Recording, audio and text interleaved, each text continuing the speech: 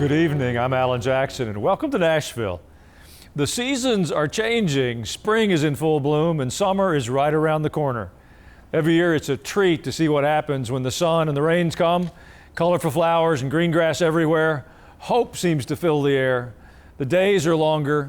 If you happen to work at the U.S. Capitol, they last far into the night these days, long after the sun goes down. President Trump's one big beautiful bill is still under construction, and while Republicans have the lead in both the House and the Senate, writing a bill that encapsulates a lot of necessary change, it's no easy task. There's only one president, but remember there are 535 members of Congress, and only slightly more than half are Republicans. Well, one of the House Republicans is with us today. He's a former Air Force fighter pilot who was deployed in Syria and North Iraq. He's from Texas. Now he's serving his third term in Washington, and he has a seat on the all-important House Energy and Commerce Committee. Congressman August Pfluger, thank you for your important service to our country, and welcome to our show. Well, thank you for the kind words, and always nice to be here. Well, according to the House Speaker, the one big beautiful bill is close to ready, but there are some loose ends that are still being negotiated. So I'd like to go through what's been resolved and what's still in play. Overall, it appears there are two big issues in play: the spending, the waste and abuse of government funds, taxpayer funds actually, that has left a $36 trillion federal debt. The second piece is the promises the president made to not tax Social Security, tips, and interest on loans for cars made in America. Well, the Council of Economic Advisors says the current plan shows savings of $1.6 trillion, but it's based on an ambitious growth strategy that some people are skeptical will work. How do you see what's planned on the spending side versus will the revenue be enough to lower any deficit spending? Well, you've nailed the exact crossroads of where this bill appeals to a variety of people throughout our conference. And it takes 218 votes to get this passed in the House to send it over to the Senate. We've been working on this for almost a year now, since President Trump was inaugurated. 4.5 months of very diligent work to find that balance, to find, in my case, how conservative can we make this bill? We know that our government is bloated. We know that there is fraud, waste, and abuse throughout the entirety of government. We also know that we need to extend the tax code that President Trump worked so hard in his first term. We need to unleash American energy, secure the border, and help our military. So all those provisions come together. And you're right. The big question is, we know that we're going to spend some money. The tax cuts that we want to allow American businesses and families to prosper from, in some cases, will cost us. And we need to be able to save. So those savings and those expenditures have come together. This is the most ambitious piece of legislation when it comes to savings that has ever been presented. And the founders knew this. They knew that the work and the deliberation and the dialogue needed to be hard. It needed to be methodical. We have done that. I'm confident that we have struck that balance with over $1.5 trillion in savings and the ability to help our border security, help our military, and do a few other things that I believe will kick our economy into high gear. Well, in terms of getting to the goals, is it the overall assumption that no Democrats will approve a bill that your party puts together, even if those members are getting projects in their districts approved in the bill? Is that assumption right? Unfortunately, that's true. And there are many provisions in this bill that are aimed at helping every single American. In fact, all of the provisions are aimed at helping Americans. So Democrats should support it, but unlikely. I mean, the reconciliation process only requires 51 senators. Remember, this is not a House issue. We pass bills every single day with a simple majority. This is a Senate rule that allows them to go from a 60-vote threshold to 51. So it's unlikely that we will get any Democrats to support this, even though their districts will benefit. Well, I understand that a big priority is the modernization of the antiquated air traffic control system. Newark had a fourth outage this week, Houston too, as well as shutdowns in Philadelphia. I ask because I heard the Transportation Secretary say that there's only money to get a new air traffic control started rather than completely overhauled. Well, Secretary Duffy is right. Every control tower in America needs to be revamped. The entire system needs to be upgraded to a digital system that works. And has more safety checks. Being a pilot myself, I know this very well. But I think, probably the secretary is right that this bill will help get that started. But look, President Trump likes to build things. He likes our infrastructure to be the gold standard around the world. And unfortunately, we need work on this particular issue. And I think there will be some more work to be done. Well, on the issue of defense, the president made a priority of the Golden Dome. It's a protective shield to protect the entire country from incoming missiles. Here's how the president explains the need and the push to start building as soon as possible. To immediately begin the construction of a state-of-the-art Iron Dome missile defense shield, which will be able to protect Americans. You see that with Israel. We're out of 319 rockets. They knocked down just about every one of them. So I think the United States is entitled to that, and everything will be made right here in the USA. Is enough money going to be approved to start on this Golden Dome project? Well, the president has been clear on his priorities. This is one of them. The supplement to defense, which is over $100 billion, will help with projects like these. And let me just say that, our military, we've been deployed, we've been all over the world in a lot of different conflicts, and we need to recapitalize. This is one aspect of that recapitalization.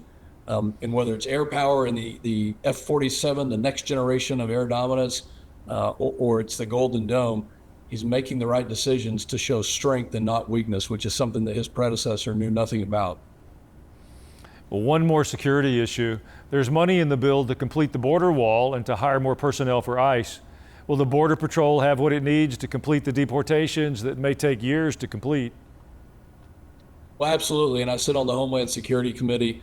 This is where we're going to spend almost $70 billion in order to make sure that they do have the resources, that they do get not just the technology, but also the construction of the wall, and they have the ability, whether it's the facilities here or the ability to deport those that are dangerous criminals that need to go back to their country.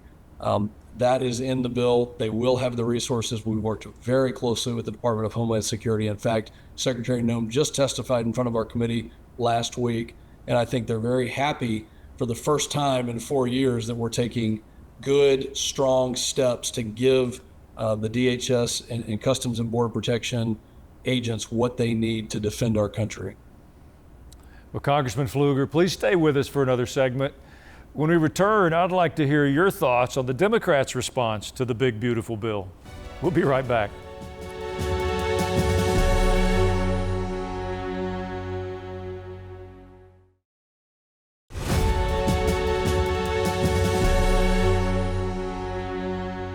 We're back now with the Texas House Republican, August Pfluger. As much as anything else, consumer confidence is what drives the economy. The big, beautiful bill is still on the assembly line. But do you think the American people will end up feeling that the country's on the right track going forward when they see the final product? Especially when the legacy media is going to be looking for every possible way to make it all sound like a bad plan? Look, I mean, this is the most important question. The legacy media will never give him a fair shake, but we're in the middle of a massive reset to a worldwide system that was taking advantage of America and to a government system that was taking advantage of Americans.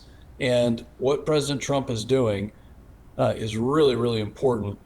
Consumer confidence, the markets, the health of the economy will stabilize. What people will see, and especially as we have seen a downgrading of our credit worthiness, is these markets, especially the bond markets, are going to notice that we are serious about savings. We are serious about cutting the debt and deficit. And I feel very confident the economy is going to kick into high gear very soon. Well, Democratic leaders are claiming that people are going to be left to die with the changes planned for Medicaid and Medicare. But it seems clear that what your party's really trying to do is tighten up the waste, fraud, and abuse. Listen to how the Democrats are trying to spin the media. Is this really a responsible thing to do, to increase the debt, to increase the deficit, throw people off of the Medicaid rules and other programs that they need, all so Donald Trump can give one last big, beautiful tax break to Elon Musk and the richest people in the country? Not only do they want to deny health care to so many of our neighbors, but they want to eliminate the great renewable credits that are generating jobs all over the country and helping us respond to the climate crisis. You know, both parties have sat by while the waste and fraud was growing. So why do they think they need to lie to fix what's been going on? Well, where do I even start to respond to those clips? Because it's pretty rich to hear from a Democrat about expanding the debt and the deficit when they increased our debt by $7 trillion under Biden's regime. So we need no lecture from any Democrat on that. And let me just say, you're right. The falsehoods, the lies, the fear mongering that goes into it. Medicaid is a program that was specifically designed to help children, to help pregnant women, to help those who are disabled, who cannot work, who are in their working age years, but yet can't do that. And unfortunately, President Obama, in his terms, expanded that to working age adults to keep people under the thumb of government. Republicans and conservatives are completely against that. So when you ask any American, do you believe that working age adults should receive federal benefits without at least doing about 20 hours of work a week? It's an 80% issue. Most Americans agree that that should happen. That is what we're doing. So the fear mongering is not going to work. We're going to drive ahead. And you know what I think is going to happen? I think that many of those recipients of federal aid, whether it be SNAP or whether it be Medicaid or any other federal program, they're going to get back into the labor force. They're going to feel better about where they are in life. They're going to get a better health care plan as a result of that. And our country is going to benefit because we're going to have more productive citizens who aren't being held down by the government. Well, the White House calls the current bill pro-small business and pro-family, a bill that also makes good on the president's promises to stop taxing tips, Social Security, and loans on American-made vehicles. They say that people who earn between $30,000 and $80,000 a year will see a 15% reduction in their taxes. Sounds too good to be true. So tell us how that will happen, especially with the overall goal of bringing back down the deficit spending. Well, look, President Trump is a businessman. He understands how to get a deal done. We are going to make good on his campaign promises. And in some cases, when you start accelerating some of the business tax items and entities, there's an initial cost to that, which is why we're garnering savings in other areas. But eventually the growth rate, because our economy is going to grow, and we're making some bold assumptions here, but we know that we're bringing business back to the United States of America, that we are bringing business back to workers who are here in America that need to get back to work. And that's, I don't think you can really put a number on that, but we're proud of the direction that we're going. It's taken a long time to get here, but I think the world and specifically this country is going to see a massive positive impact from this one big, beautiful bill, especially surrounding President Trump's campaign promises.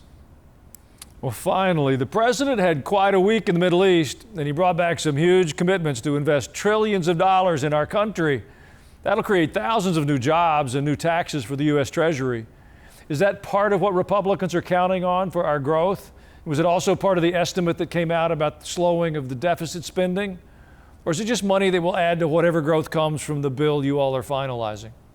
Well, this will be additive. And President Trump's meeting with Republicans on Capitol Hill this week, he talked about that, but it is not part of our calculation. So this is really the icing on the cake, that we have a president who's going out to other countries and saying, please invest in the United States, buy our weapon systems, upgrade, your fighter jets with our fighter jets, which is American jobs. It's American business. It helps our economy. So it is additive. It's not part of the calculation. And I think all of these things together, a rebalancing of the trade throughout the world, us taking our fiscal problems seriously for the first time in decades, President Trump being the businessman that he is and bringing good deals back to America.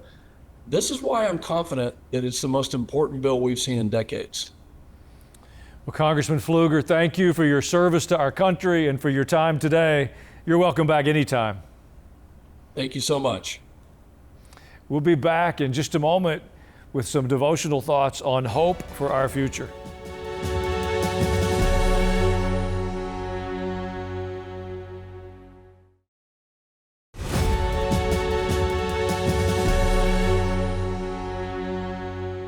I've heard it a lot since the election. People will come up to me and say, look, I'm tired of politics. I'm tired of paying attention. Let the elected officials, the people we voted for, they can go fix our problems. I want to go back to my life. It's somebody else's problem now. Well, I believe that thought process is deeply misguided. Billions of dollars or trillions of dollars were spent recklessly over the years by elected officials from both parties. Unfortunately, we didn't pay enough attention to all the foolish things that our taxpayer money was being allocated to. We just assumed that those in leadership, regardless of political affiliation, would be good stewards of the people's money and have our best interest at heart.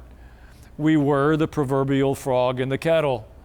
While the church stayed silent, our government was spending billions of dollars on an ideology that opposed our biblical worldview. They say to us, separation of church and state. Yet if you reviewed the expenditure of dollars by the United States in recent years, you should be quite convinced that we had a religion, and that religion wouldn't be Christianity. Our government has been a very powerful, vocal advocate for a worldview.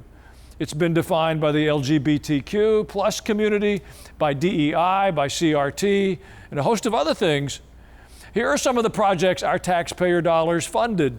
$2 million for sex changes in Guatemala, $32,000 for transgender comic books in Peru, $1.5 million for DEI in Serbia.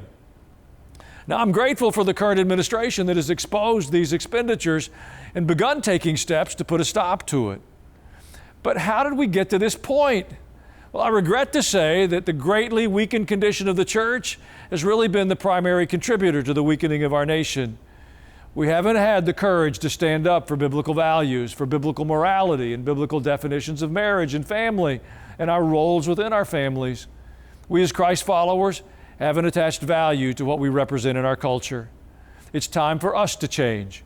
We've demanded political change, and I don't disagree with that. But now it's time for those of us that are people of faith to change our behaviors. If we'll do that and honor God, I promise there's more reasons for hope than despair. We'll be back with your emails in just a moment.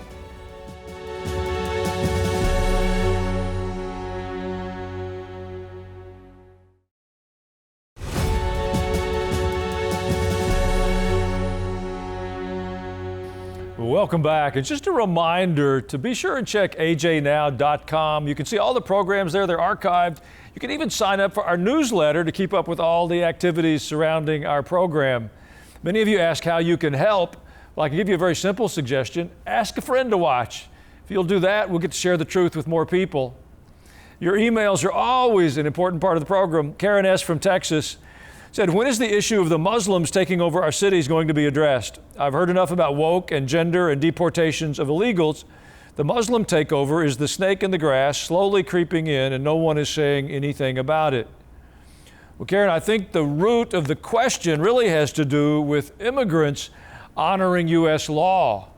We've been so confused about the issue of immigrations and borders and the United States and the privileges of citizenship. We've lost the idea that when people immigrate to our country, that the goal is to assimilate. And to assimilate into our country, you have to honor our laws, our constitutions, and the principles of this nation. That means Sharia law can't be more significant than U.S. law. I think if we'll come back to those principles, we can still gain strength from being a diverse nation, but not if we forfeit the sovereignty of our Constitution. Tony from Columbia, South Carolina said, Pastor, thanks for the wonderful program. My question is, do you agree with the sentiment that after World War II, it's been said that the communist socialists infiltrated our media and our universities? Well, Tony, I don't think there's any question that since World War II, there's been a tremendous shift in education, particularly higher education, and it has been a drift away from that Judeo-Christian biblical worldview that was the core of so much of our nation and the values that guided us. Something's going to have to be done about higher education. We've tolerated this trend for too long. It's going to take some very difficult work over a period of time, but I believe it is very much worth the effort. The media is changing. There are new outlets, new delivery systems, new opportunities for programs like this. So the truth is being shouted from the housetops, and the legacy media is a bit frustrated because they don't seem to have the power to stop it. God's moving. Don't give up hope. I want to thank you for watching tonight. I'm Alan Jackson. It's our honor to join you each evening and share a bit of good news and God's truth. Good night, and we'll see you tomorrow.